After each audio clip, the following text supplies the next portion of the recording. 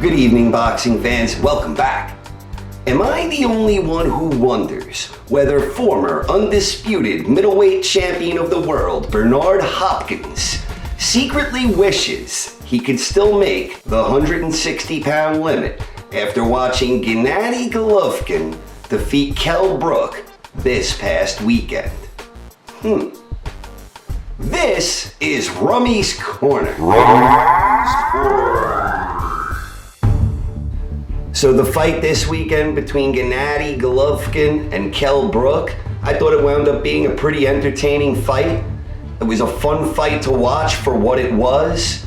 In the opening round, Gennady, it looked as if it was going to be another typical Golovkin type performance. He was measuring the distance, seeing what he had in front of him in Kell Brook. At one point during that opening round, Golovkin buzzed Brook really good. Brook seemed to stumble a bit. And it looked as if this was going to be another typical Golovkin dominant performance. But then towards the end of the first round, Brook started getting a little something going there.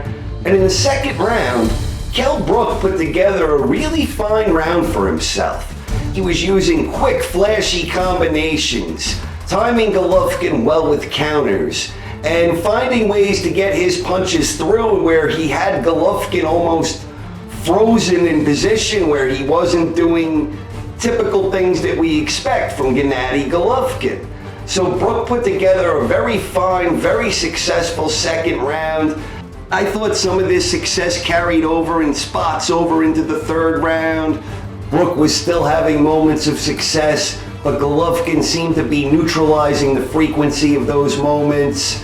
The fourth round, Brook continued to do well in spots, but I think Gennady was starting to get himself together here. And then in round 5, Golovkin just opened up and fired away, and Kell Brook made the mistakes of often getting caught back against the ropes. And this is when Golovkin can do some serious damage up against the ropes, opponents in retreat. He has an uncanny ability of delivering some devastating blows both upstairs and downstairs during these circumstances. Golovkin had Brook on the run. When his corner suddenly threw in the towel, I think it left a lot of fans baffled, even though Golovkin was coming on strong. But then we'd soon learn a little bit later that Brook had suffered a serious injury to his eye. So in the end, I think both fighters made very strong accounts of themselves. With Golovkin, I know a lot of fans and detractors are being very critical of his performance. It certainly wasn't his best night. At times, Brook had him looking confused and frustrated, and he was certainly getting outboxed in spots. But Golovkin did what he had to do and stopped Brook, and I don't think at any point during that fight did it ever occur to me that Golovkin was in danger of losing to Brook. I never felt that way at any point. I still thought it was only a matter of time, but it was a very game effort from Brook, and you gotta tip your hat off to him and give him a lot of credit. He fought bravely. He withstood some tremendous power punching from Gennady early on that we've seen other fighters crumble against. Brook having moved up 2 weight classes, you could do nothing but applaud his effort, and I don't think this hurts his stock much. And I hope that his injury isn't something that's gonna be debilitating to his career going forward, and I wish him a speedy recovery on that.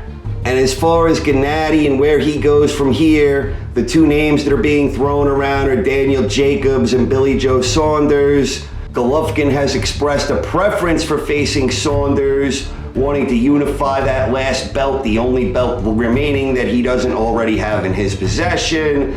The WBA mandated that the super champion fight the regular champion, so Jacobs is on the radar. I heard that it might be Jacobs later this year and Saunders early next year. At least that would ideally be the plan. I don't think either of those opponents would beat Golovkin. On the contrary, I'd make Gennady a big favorite against both Jacobs and Saunders.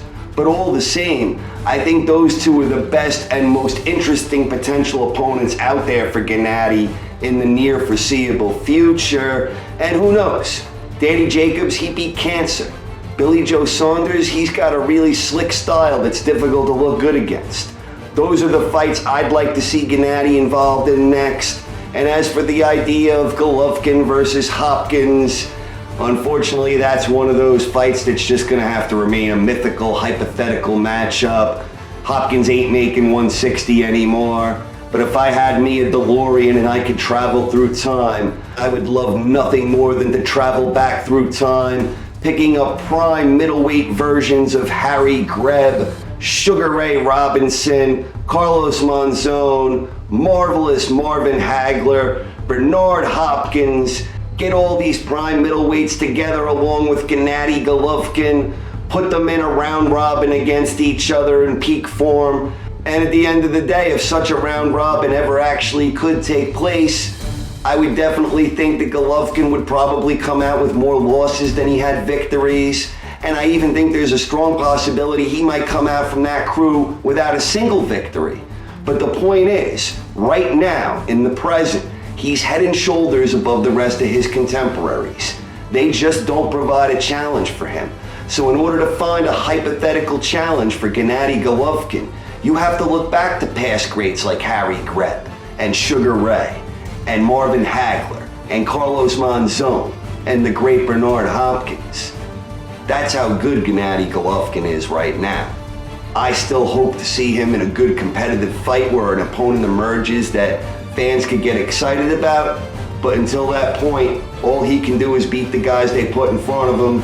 This time they put a welterweight in front of him because no middleweights wanted to take the chance, and that's where we are. I look forward to seeing how it goes from here. This is Rummy. Thank you for tuning in.